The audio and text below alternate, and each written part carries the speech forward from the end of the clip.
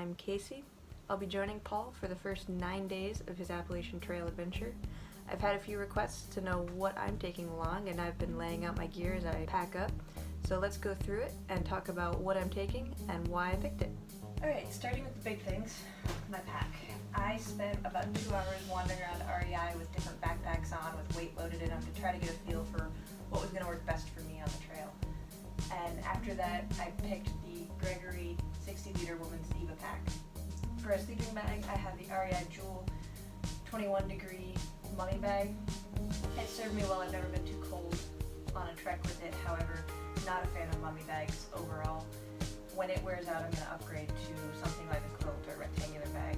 For a sleeping pad, I have a Big Agnes Double Z inflatable sleeping pad. It has an R value of about 4.5. Lastly, my favorite part of my sleeping kit is my Sea to Summit pillow. This thing makes the bed just infinitely more comfortable. I'm going to be wearing exactly what I am now.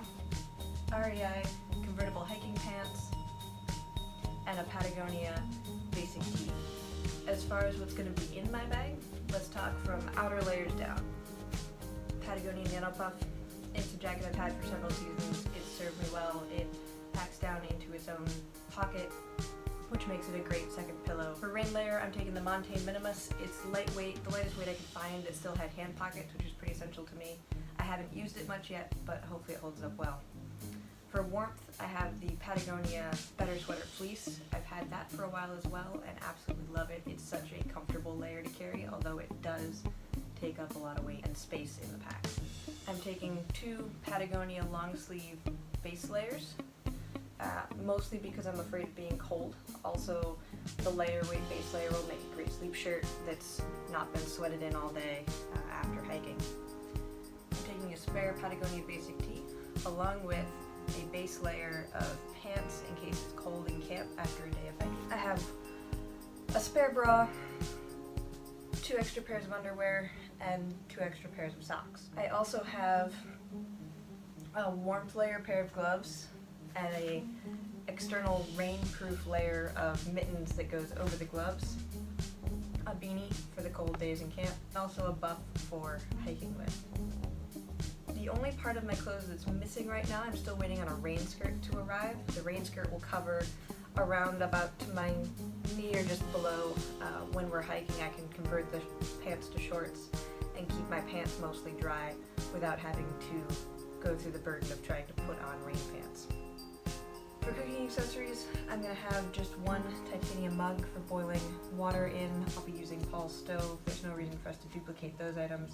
And then I'll have my trusty titanium spork. I am taking a small container of emergency matches just in case, and some biodegradable soap. Speaking of hygienic accessories, I'll be taking a toothbrush, toothpaste, floss, a small baggie of toilet paper, and a poop shovel. Beyond that, for medical emergencies, I can use Paul's kit. He's got more than enough packed in there. For water, I have the Platypus Gravity Filter. It is 1 water bladder for dirty water that filters through a straw into my Clean Osprey 2.5 liter water bladder. I don't expect to hike with this full all the time. However, it's comforting to me to have more water available than we expect to need. For hiking poles, I have the REI Flash Carbons. They're the lightest weight poles I could find for a reasonable price. I just bought some Salomon lighter weight hiking boots. The boots I've used in the past are waterproof, and what I'm worried about on the trail is them getting soaked from the inside and not being dry by the next morning. What I really don't want to wake up to is wet boots and then having to hike in them all day. So I'm hoping these boots will dry out and be comfortable. I'm still trying to break them in. I've got a couple more weeks of walking in them before we have to hike. And after that, it's really miscellaneous things. My pretzel headlamp. We'll also have a couple standalone lamps in the camp, and then some stuff sacks for all of this to go into. What I'm going to do now is pack all of this up, put it in the bag so you can see how all of this goes together, and hopefully we'll find that I have a bunch of extra room for the food that's going to need to go in the pack as well.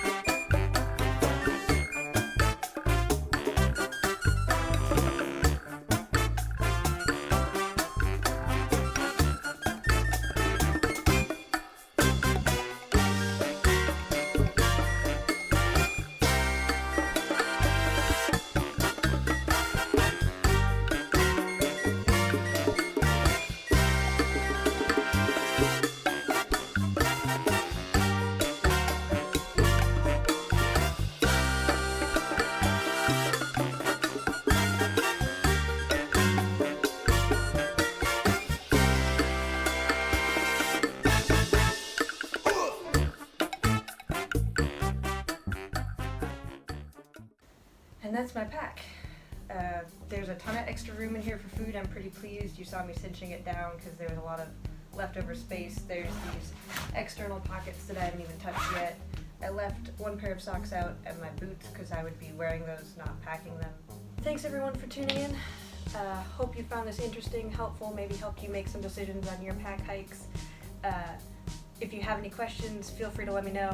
You'll find links to almost all of the things in my pack in the blog post, and happy trekking.